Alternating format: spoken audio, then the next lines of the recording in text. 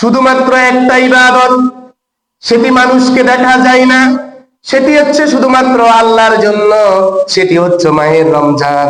আল্লাহ পাক রব্বুল আলামিনের জন্য যারা রোজা রাখে তারা মানুষকে দেখাবার জন্য রোজা রাখে না। তারা তো এই কথা বলে না, ভাই আমি রোজা রেখেছি রোজা রেখেছি, এই কথা বলে মানুষের কাছে প্রচার করে না। তারা রোজা রেখেছে, তৃষ্ণার্ত হয়ে গেছে।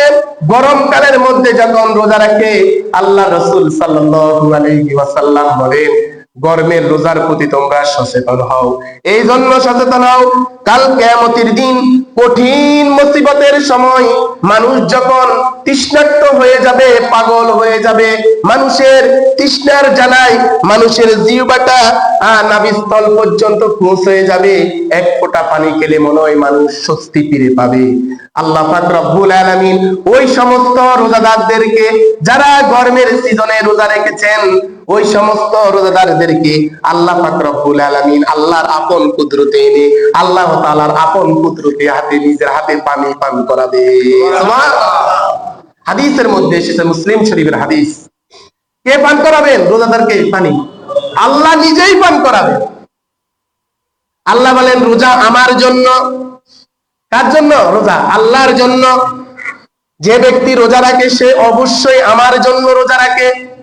এই জন্য তার পেটের মধ্যে খুবই পেটের জ্বালা, অসুস্থ হয়ে গেছে, সেই খাবারের জন্য একদম পেটের এমন পরিস্থিতি হয়েছে তার পেটের মধ্যে কিছুই নাই, ইচ্ছা করলে সে একটা রুমে বসে খাবার খেতে পারতো, কিন্তু খাই নাই আল্লাহর জন্য।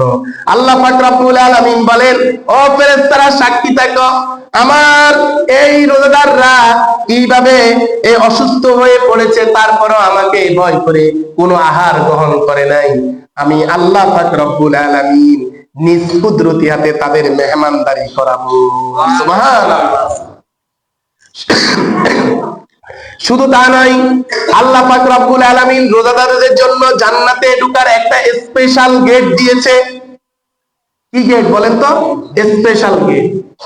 এই গেট দিয়ে কোনো ব্যক্তি ঢুকতে পারবে না, শুধুমাত্র এক শ্রেণীর ব্যক্তি ঢুকতে পারবে, যারা দুনিয়াতে রোজা রেখেছেন। ওই গেটের নাম হলো রাইহান। ওই গেটের নাম কি বলেন তো? রাইহান। রাইহান নামক একটি গেট আছে। এত সুন্দর জান্নাতের ভিতরে, এর চেয়ে এত সুন্দর গেট আর নাই। সুবহানাল্লাহ বলেন।